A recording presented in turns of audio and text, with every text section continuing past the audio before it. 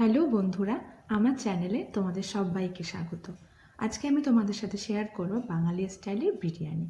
প্রথমেই দেখলে আমি চালটা ভালো করে ধুয়ে ভিজিয়ে রেখেছি।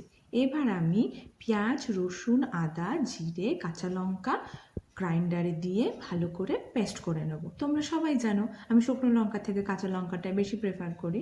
বাটা হয়ে গেছে। এবার আমি কি করব, চিকেনের মধ্যে দিয়ে দেব 2 চামচ টক দই। দেখতেই পাচ্ছ 2 চামচ টক দই দিয়ে দিলাম। আর যে মশলাটা আমি বেটে রেখেছি সেই মশলাটা আমি এবার পুরোটাই দিয়ে দেব আমার চিকেনের মধ্যে। এই চিকেনটা ম্যারিনেশনের ভীষণই দরকার হয়ে পড়বে। প্রথমে আমি চিকেনটা ম্যারিনেট করে রাখবো। দইয়ের মধ্যে সব মশলাটা যেটা আমি বেটে রেখেছিলাম সেটা আমি দিয়ে দিলাম।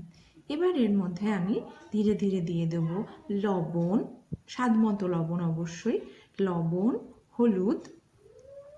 হলুদটার মধ্যে দেখে দিতে হবে, কারণ এর মধ্যে একটু লাল লঙ্কার গুঁড়োও যাবে, সেই বুঝে হলুদটা দিতে হবে। লবণ গেল, হলুদ গেল। এবার এর মধ্যে আমি দেব ধনে গুঁড়ো। ধনে গুঁড়োটা সত্যি খুব ইম্পর্টেন্ট। ধনে গুঁড়ো আমি দিয়ে দিলাম। এবার এর মধ্যে আমি দিয়ে দেব, এই যে বলেছিলাম লঙ্কা দেব, লঙ্কার গুঁড়ো একটুখানি রঙের জন্য আমি দিয়ে দিলাম লাল লঙ্কার গুঁড়ো। এবার দিয়ে দেব সর্ষের তেল। সর্ষের তেলটাও ভীষণ ইম্পর্টেন্ট। এবার আমি কি করব, সব ভালো করে মেখে একটা সাইডে রেখে দেব। এবার আমি বেরেস্তার জন্য পেঁয়াজগুলো কেটে নিয়েছিলাম, কিন্তু ভাজার আগে কি করব, হাত দিয়ে ভালো করে পেঁয়াজগুলোকে একটু মুথে নেব, যাতে পেঁয়াজগুলো একটু নরম হয়। আর আমাদের বাঙালি বিরিয়ানিতে আলু ছাড়া তো অসম্ভব, কিন্তু সেই আলুটারও একটা ট্রিক্স দরকার।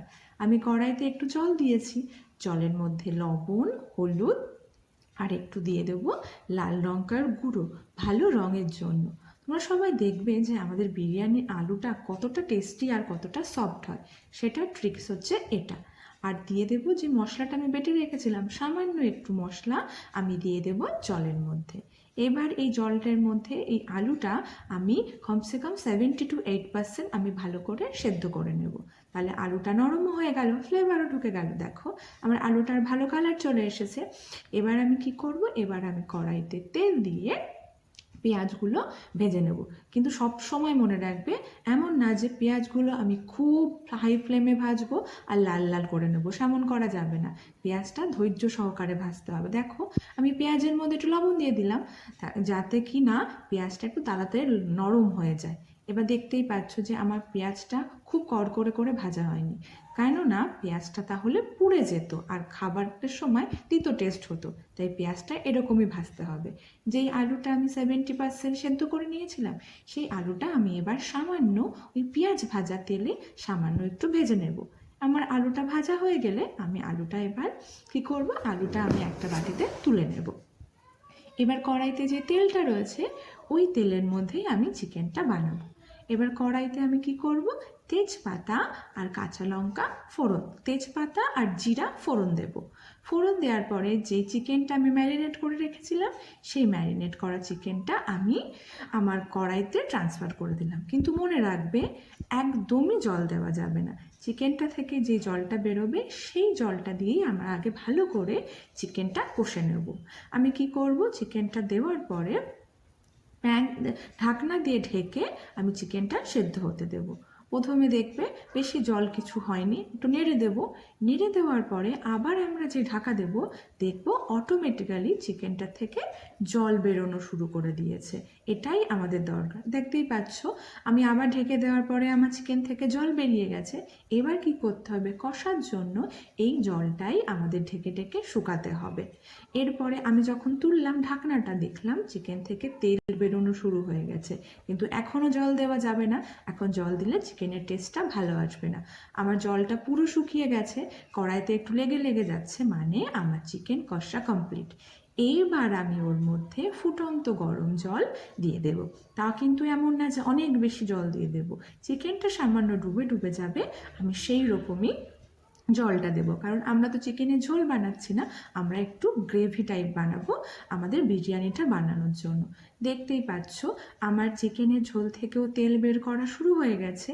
এইবার আমি কি করব, যে পেঁয়াজ বেরেস্তাটা আমি বানিয়ে রেখেছিলাম, সেখান থেকে 1 চামচ পেঁয়াজ ভাজা আমি দিয়ে দেব কড়াইয়ের মধ্যে। আর যে আলুটা আমার 70% সেদ্ধ করার হালকা ভাজা ছিল, সেটা আমি দিয়ে দেব চিকেনের মধ্যে। এবার আরেকটু জাল দিয়ে দিলেই হয়ে গেল আমার চিকেন রেডি। আর চিকেনের সাথে সাথে চিকেনের যত ফ্লেভার, যত মশলা আর আলুটার মধ্যে সবটা ঢুকে গেল। এবার আমার চিকেনটা হয়ে গেছে। এইবার আমি ধনেপাতা দিয়ে চিকেনটা নামিয়ে নেব। আমার চিকেন বিরিয়ানির জন্য চিকেন কষাটা একদম রেডি হয়ে গেল।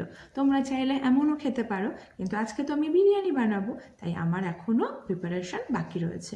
এবার আমি চিকেনটা নামিয়ে রাখবো। নামিয়ে রাখার পরে আমি এবার একটা হাঁড়িতে ভাত বানানোর প্রিপারেশান নেব। দেখতেই পাচ্ছ আমি হাঁড়ি ভর্তি করে জল দিয়ে দিয়েছি। প্রথমে কিন্তু আমরা চালটা দেব না, প্রথমে আমরা ঢাকনা দিয়ে জলে ফুট আসতে দেব। যখনই জলে ফুটন্ত হয়ে যাবে তখন যে চালটা আমি ভিজিয়ে রেখেছি সেই চালটা আমি জলের ভেতরে দিয়ে দিলাম। এবার দেখতে পারবো যখনই আমি চালটা জলের ভেতরে দেব আমার যেই বলদটা এসেছিল সেটা একটু কমে যাবে। সেটা কোনো ব্যাপার না, কারণ চালটা অনেকটা ছিল। এইবার আমি ওই জলের মধ্যে দিয়ে দেব গোটা গরম মশলা। তোমরা চাইলে একটা পুঁটলি বেঁধেও দিতে পারো, আমি ডাইরেক্টলি সেটা দিয়ে দিয়েছি জলের ভেতরে। এইবার এই জলের ভেতরে আমার কিছু দিতে হবে, যেটা আমার চালের জন্য ভীষণ ইম্পর্টেন্ট। দিতে হবে স্বাদ মতো লবণ। তোমরা যদি স্বাদটা বুঝতে না পারো তাহলে জলের টেস্টটা এমন করবে যাতে একটুখানি লবণ বেশি হয়, তাহলে সেটা ভাতের সাথে ম্যানেজ হয়ে যাবে। তারপরে আমি দিলাম সাদা তেল, যাতে আমার ভাতগুলো ঝরঝরে থাকে, একটার সাথে আরেকটা মিশে না যায়। এইবার আমরা কি করে বুঝবো যে আমার ভাতটা হয়েছে কিনা? দেখো, প্রথম যখন আমার জালটা আসলো আমি তখন চালটা একটু টেস্ট দেখলাম চালটা কেমন হয়েছে। যখন আমার চালটা টুকরো টুকরো হয়ে গেল মানে আমার চালটা এখনও সেদ্ধ হয়নি। কিন্তু যখনই ফুল বয়েল হলো আমি তখন আঁচটা একটু কমিয়ে দিলাম। এটা ভীষণ ইম্পর্টেন্ট, না হলে আমার চালগুলো পুরো ভেঙে যাবে।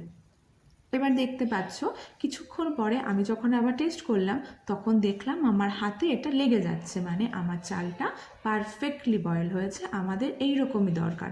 তখন আমরা কি করব? তখন আমরা গ্যাসটা বন্ধ করে ভাতটা নামিয়ে নেব।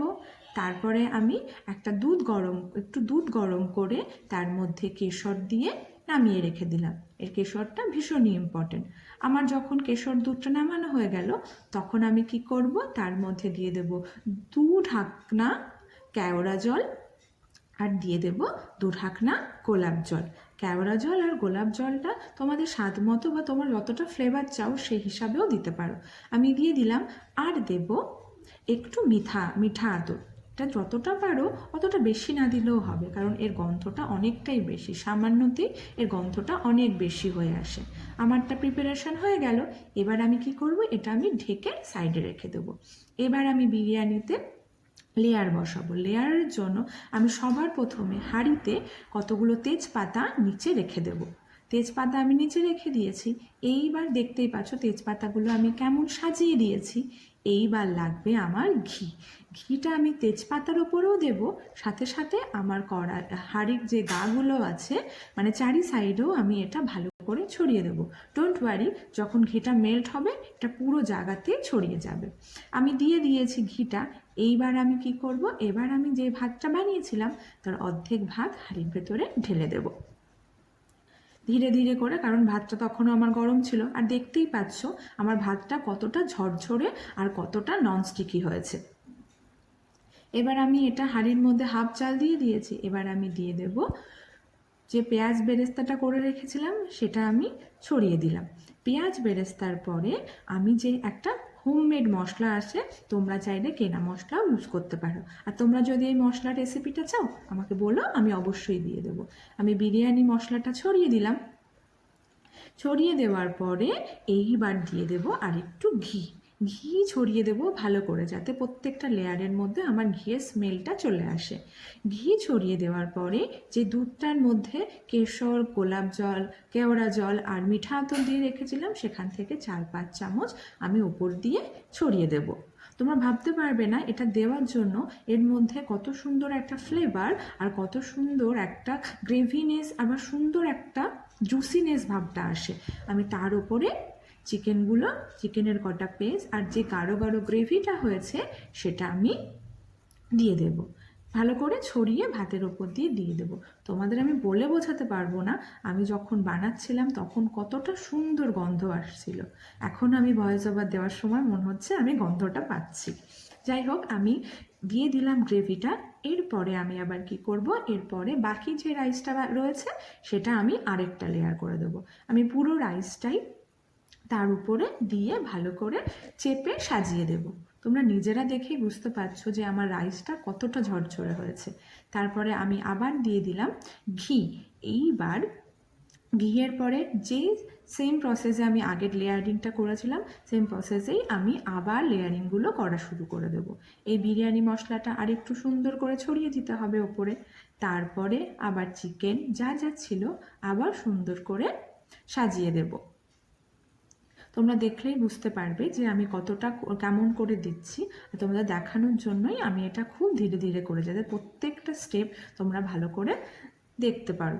আমার চিকেনটা দেওয়া হয়ে যাওয়ার পরে এবার আমি পেঁয়াজ বেরেস্তাগুলো ওপর দিয়ে ছড়িয়ে দিয়েছি। যতটা বাকি ছিল ততটাই আমি দিয়ে দিয়েছি। এইবার দেখবে দুধের মধ্যে যতটা দুধ বাকি ছিল আমি প্রত্যেকটা সবটুকু দুধই পুরো ওপর থেকে পুরো হাঁড়ির মধ্যে ঢেলে দিলাম। কোনা কোনা দিয়েও দেবে যাতে পুরো ফ্লেভারটা হাঁড়ির ভেতরে ছড়িয়ে পড়ে। আমার কেশরবালা দুধটা দেওয়া হয়েছে। এবার আমি ধনে পাতাটা দিলাম।